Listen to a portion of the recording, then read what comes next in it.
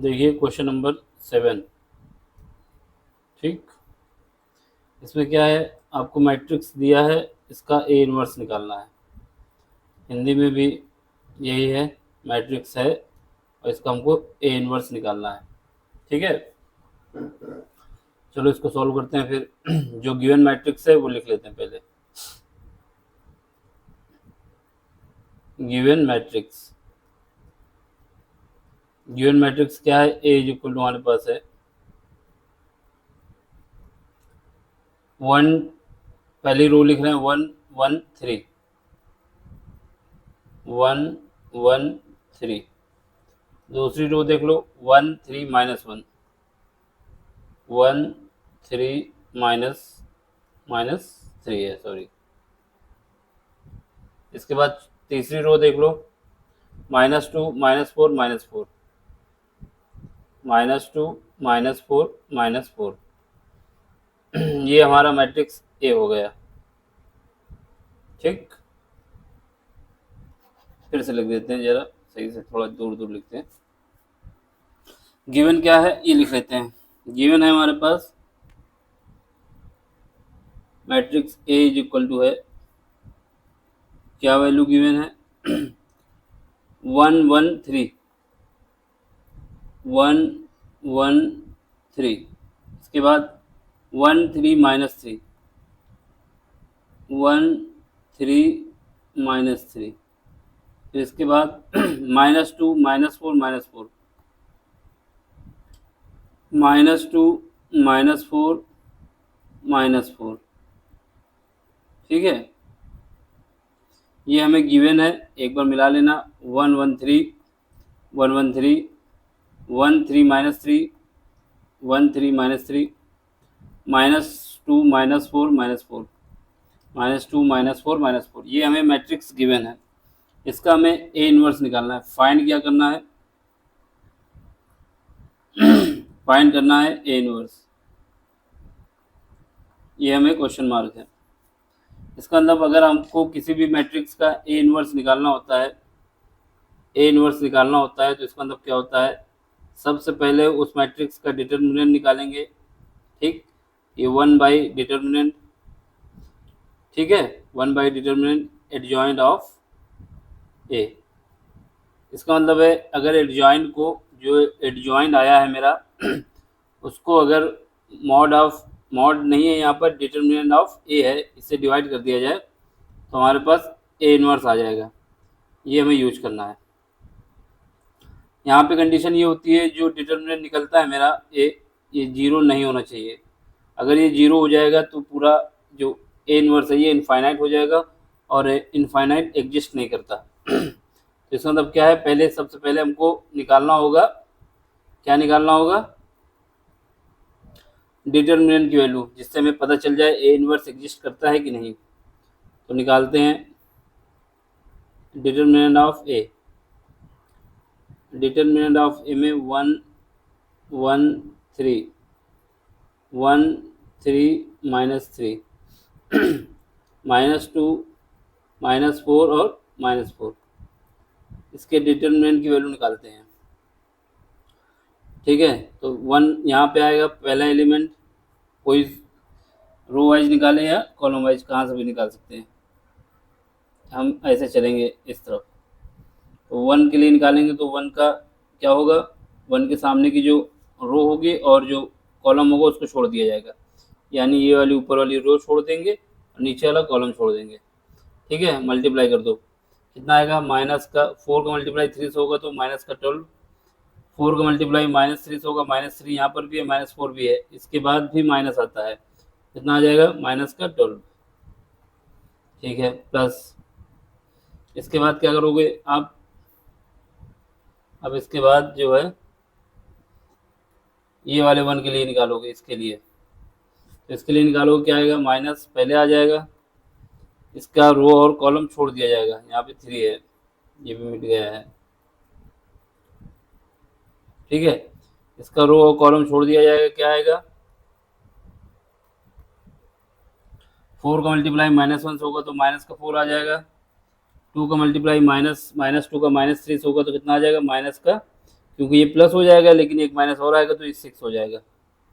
फिर उसके बाद प्लस का 3 लगा लो, इसमें करो, इस 3 के सामने वाले को छोड़ देंगे, बाकी ले लेंगे। 4 का मल्टीप्लाई -1 से होगा -4, -2 का 3 से होगा, फिर माइनस आता है एक और तो 6।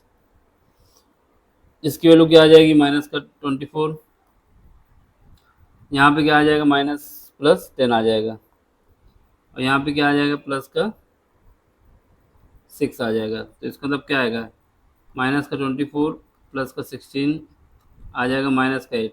ये माइनस का 8 आया, इसका मतलब ये क्या है, ये 0 नहीं है। इसका मतलब क्या हुआ, ए इन्वर्स एग्जिस्ट करेगा। अगर इसकी वैल्यू 0 आ जाती तो ए इन्वर्स एग्जिस्ट नहीं करता। इसलिए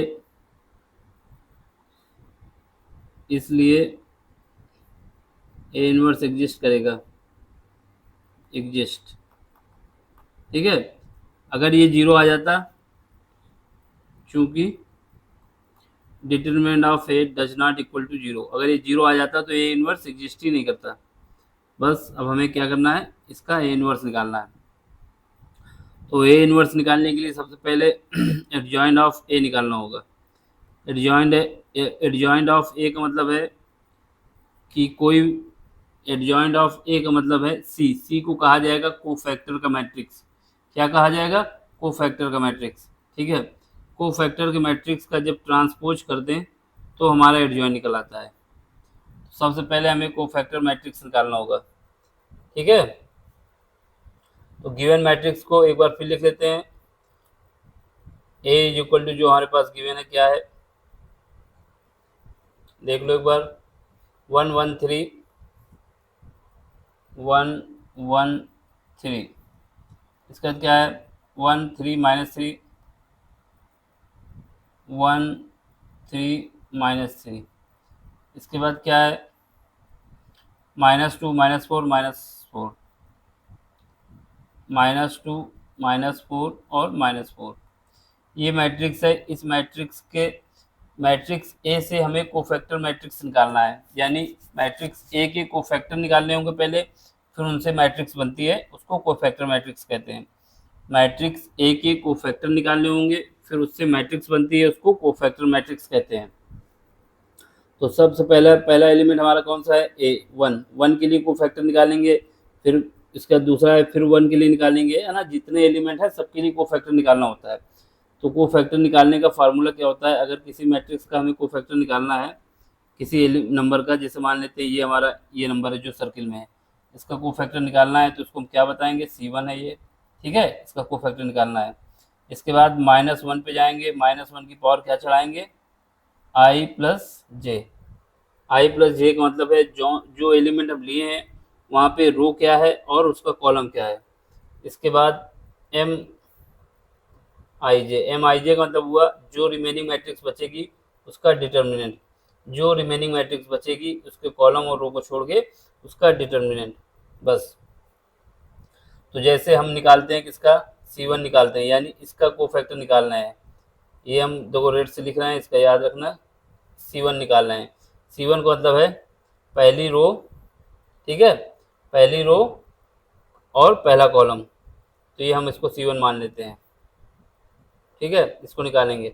पहली रो में i की वैल्यू कितनी होती है, i की वैल्यू 1 होती है, j की वैल्यू कितनी होती है, वो भी 1 होती है, तो i प्लस जे कितना हो जाएगा, 2 हो जाएगा। इसके बाद इसके अलावा जो इसके रो और इसके कॉलम के सामने जो है उसको हटा दिया जाए, यानी इसको हटा दिया जाए ऊपर वाले को और इसके नीचे वाले को हटा दिया जाए, जो बचेगा वो लिख दिया जाएगा। क्या बचा, 3 -3 -4 -4। इसका डिटर्मिनेंट की वैल्यू निकाल लो, ठीक है। यहाँ से -1 की पावर 2 है तो कितना आ जाएगा, 1 आ जाएगा। इसके डिटर्मिनेंट की वैल्यू निकालेंगे, माइनस का 12 आ जाएगा, ठीक है। माइनस माइनस आएगा, फिर उसके बाद ये -1 प्लस हो जाएगा, लेकिन एक माइनस और आएगा तो कितना आ जाएगा, 12 आ जाएगा। इसका मतलब क्या हुआ, माइनस का 24। तो हमारे 1 के लिए जो C1 हमने निकाला, ये रफ वर्क हो रहा है यहाँ साइड पे, ठीक। इसके लिए हमारे पास जो कोफैक्टर का मैट्रिक्स का पहला एलिमेंट आया वो क्या आ गया, यहाँ का एलिमेंट कौन सा आ गया, माइनस का 24, ठीक है। अब कौन से किसके लिए निकालेंगे, अब इसके लिए निकालेंगे। इसको रफ कर देते हैं जिससे हम करते रहे तो आइडिया बनती रहे, ठीक है। अब इसके लिए निकालेंगे, ये सर्किल बना दिया ना, ठीक है। इसकी रो और इसके कॉलम को छोड़ दिया जाएगा, ठीक। यहाँ से हमारे पास क्या है, ये C1 ये भी है, तो इसको कुछ और नाम दे दो C1 डैश, जिससे मैच ना करे, ठीक। तो यहाँ से क्या करेंगे इसके लिए, यहाँ पर -1 की पावर क्या होगा, देखो इस पोजीशन पे हमारे पास आई की वैल्यू कौन सी है, क्योंकि आई होता है रो के लिए, और यहाँ पे जे क्या है, जे हमारा कॉलम है, तो इसका मतलब क्या होगा 1 और जे की वैल्यू क्या हो जाएगी, सेकंड कॉलम है ना, तो 1 + 2 कितना हो जाएगा 3। और यहाँ पे रिमेनिंग क्या बचेगा, रिमेनिंग इसको यानी ये वाला पार्ट छोड़ दिया जाए और ये वाला पार्ट छोड़ दिया जाए, ठीक है। ये बंद हो जाएगा और ये ऊपर वाला बंद हो जाएगा, क्या बचेगा 1 -3 -2 और -4। इसको सॉल्व कर लो, कितना आएगा, देखो यहाँ -1 की पावर 3 है तो कितना आएगा -1 आएगा, ठीक है। अंदर देखो माइनस का 4 और माइनस माइनस क्या हो जाएगा 6 हो जाएगा, तो ये कितना आ जाएगा 10 आ जाएगा, ठीक है। तो ये हमारा C1 आ गया, C1 डैश, ये कितना आ गया 10 आ गया, तो यहाँ पे लिख देंगे 10। ये इसका कोफैक्टर निकाल लिए। अब किसका कोफैक्टर निकालेंगे, अब कोफैक्टर निकालेंगे हम 3 का निकालते हैं, ठीक है। इसको हटा दें,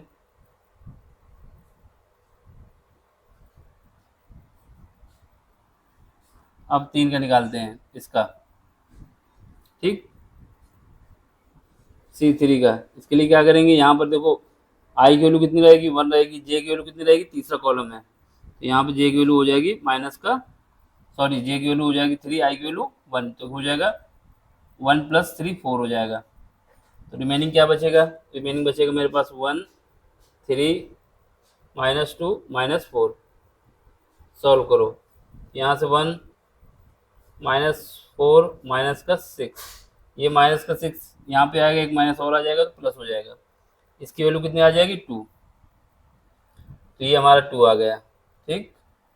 अब इसके लिए फिर ये 1 निकालो, ये वाला 1, इसके लिए निकालेंगे क्या आएगा, इसको मान लेंगे C डबल डैश, ठीक है। यहाँ पर आई की वैल्यू कितनी हो जाएगी, सेकंड आई की वैल्यू हो जाएगी 2 और जे की वैल्यू 1 हो जाएगी, इसका मतलब -1 की पावर कितना आएगा 3, 3 का मतलब होगा -1। इसको सॉल्व करो, कितना इसमें क्या लोगे, इसको छोड़ देंगे 1 और 3 बचेगा, और यहाँ पे क्या बचेगा -4 -4। सॉल्व करो इसको, यहाँ से -1 तो पहले ही बाहर आ जाएगा, ये 4 माइनस का आ जाएगा, ये प्लस का 12 आ जाएगा, यहाँ सॉल्व करने के बाद कितना आ जाएगा माइनस का 8 आ जाएगा, ठीक है। तो यहाँ पे लिख दो -8। इसके बाद क्या आएगा, अब इसके बाद इसके लिए निकाल लो, ये वाले 3 के लिए, यहाँ से C3 डैश, ठीक। यहाँ पे देखो जे की वैल्यू कितनी हो जाएगी 2 हो जाएगी, आई की वैल्यू कितनी है 2, तो -1 की पावर कितना हो जाएगा 4। क्या बचा इसमें, यहाँ पे बचेगा क्या इसके लिए, यहाँ पे ये हट जाएगा, ये हट जाएगा 1 3 1 और 3, ठीक है, -2 और -4 -2 -4। इसको सॉल्व कर लो, तो यहाँ से आ जाएगा मेरे पास -1 की पावर 4 है तो 1 आ जाएगा, इसके बाद मल्टीप्लाई करोगे 1 माइनस का 4 प्लस का 6 कितना आ जाएगा, प्लस का 2 आ जाएगा, तो ये हमारा 2 आ जाएगा, ठीक है। अब -3 के लिए देख लो, -3 के लिए, ये वाले -3 के लिए,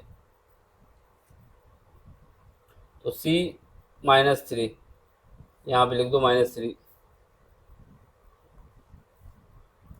C-3 के लिए कोफैक्टर निकाल लो, ठीक है। कोफैक्टर निकाल रहे हैं हम, तो -1 की पावर कितना आ जाएगा, देखो यहाँ पर क्या है, यहाँ पर जे की वैल्यू 3 है, आई की वैल्यू कितनी है 2 है, तो कितना हो जाएगा 5 हो जाएगा, ये कितना बचेगा जोड़ लो, मतलब इसका ये हटा दो और ये हटा दो, इसके कॉलम और रो को हटा दो इसके साथ जो लगा हुआ है, ठीक। तो इसमें क्या बचेगा 1 1 -2 -4 1 1 -2 -4। सॉल्व करो, -1 की पावर 5 है तो माइनस आएगा, बात सही है। इधर क्या जाएगा माइनस का 4 और प्लस का 2 कितना हो जाएगा, यहाँ पे हमारे पास हो जाएगा प्लस का 2 हो जाएगा, ठीक है। ये माइनस बाहर भी है ना, ये भी एलिमेंट हमारा 2 हो जाएगा। इसके बाद देख लो, इसके बाद किसके लिए निकालना है हमको, इसके लिए निकालना है -2 के लिए, यहाँ से -2 के लिए निकाल लेंगे, -2 के लिए। यहाँ पे देखो, यहाँ पे आओगे तो आई की वैल्यू कितनी है 3, जे की वैल्यू कितनी है 1, तो कितना हो जाएगा -1⁴। क्या रिमेनिंग बचेगा, ये हटेगा, ये ऊपर वाला बचेगा, कितना बचेगा 1 3 और 3 -3, 1 3 3 और -3, ठीक है। -1⁴ है तो क्या आ जाएगा 1 आ जाएगा, ठीक। -3 + 9, सॉरी -9, तो क्या आ जाएगा -12, तो यहाँ पे -12 आ जाएगा, ठीक है। अब इसके बाद इसके लिए निकाल लो, -4 के लिए जो है -4, इसके लिए यहाँ से हमारे पास C -4। अब यहाँ पे देख लो इसके लिए क्या है कंडीशन, इसके लिए कंडीशन ये है कि ये यहाँ पर I की वैल्यू कितनी है 3 है, J की वैल्यू कितनी है, J की वैल्यू है 2, J मतलब कॉलम, यहाँ -1 कितना हो जाएगा, I 3 है, J 2 है, 5 हो जाएगा।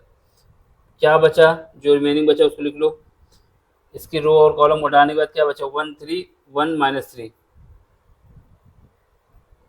1 3 और 1 -3, देख लो एक बार 1 3 1 3 और -3, देखो 1 3 और 1 -3,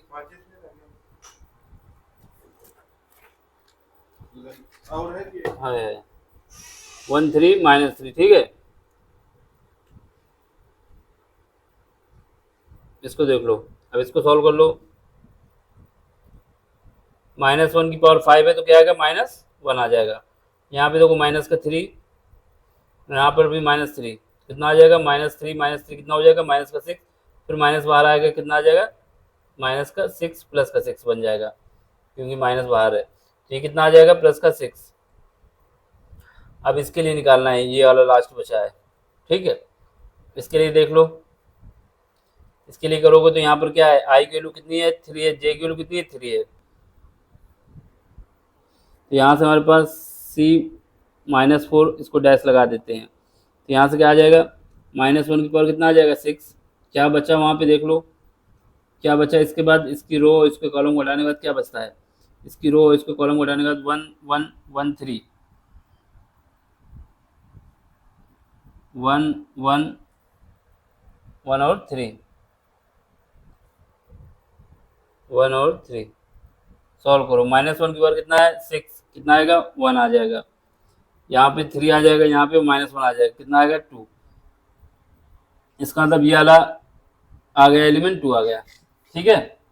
ये हमारा बन गया कोफैक्टर का मैट्रिक्स, क्या बन गया कोफैक्टर का मैट्रिक्स। तो मैट्रिक्स सी जो है मेरा क्या है cofactor matrix, matrix C is equal to है कोफैक्टर मैट्रिक्स, कोफैक्टर मैट्रिक्स यानी कोफैक्टर का मैट्रिक्स है।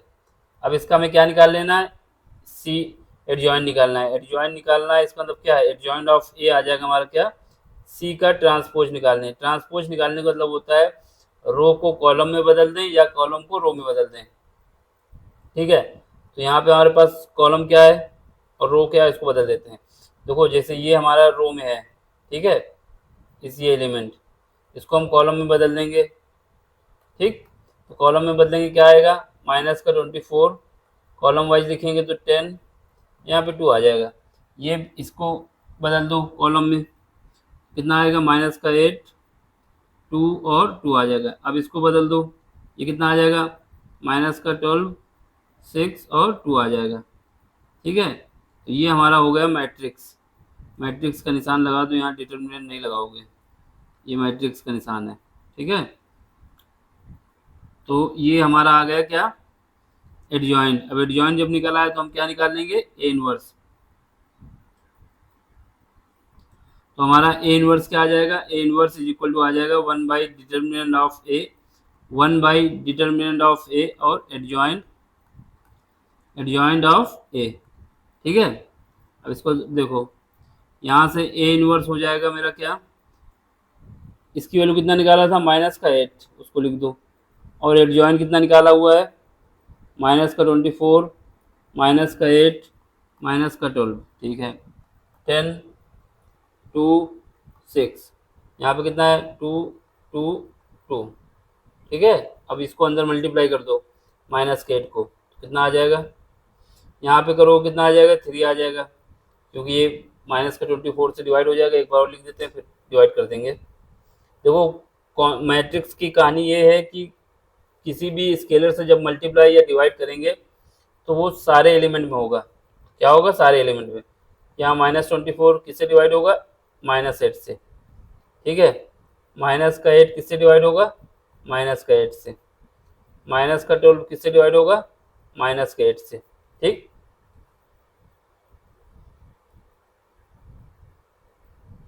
अब इसके बाद -10 किससे डिवाइड होगा, माइनस के 8 से। इसके बाद 2 किससे डिवाइड होगा, माइनस के 8 से। 6 किससे डिवाइड होगा, माइनस के 8 से। इसके बाद 2 किससे डिवाइड होगा, माइनस के 8 से। फिर 2 किससे डिवाइड होगा, माइनस के 8 से। फिर 2 डिवाइड होगा किससे, माइनस के 8 से,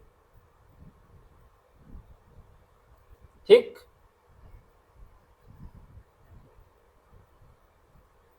चलो आगे सॉल्व करो। तो इसको आगे जब सॉल्व करो क्या आ जाएगा, देखो माइनस के 8 से जब काटेंगे यहाँ से माइनस माइनस कट जाएगा और यहाँ पे बचेगा 3। यहाँ से जब काटेंगे तो यहाँ 1 बचेगा। यहाँ पे जब काटेंगे कितना बचेगा, यहाँ बचेगा हमारे पास 3/2 बचेगा, क्योंकि 4 से काटेंगे। यहाँ से बचेगा 3/2। यहाँ कितना बचेगा, यहाँ 5 वो भी माइनस का 4। यहाँ कितना बचेगा, माइनस का 1/4। यहाँ कितना बचेगा, माइनस का 3/4। यहाँ पे कितना बचेगा, माइनस का 1/4। यहाँ पर कितना बचेगा, माइनस का 1/4। यहाँ पर भी माइनस का 1/4।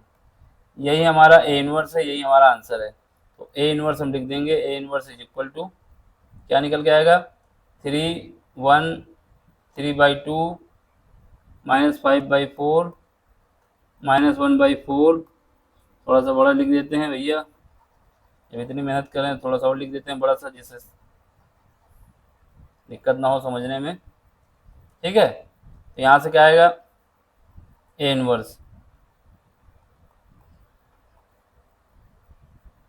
देखो 3 आएगा, ठीक है। माइनस का 5/4 आएगा, ये भी ठीक है। माइनस का 1/4 आएगा, ये भी ठीक है।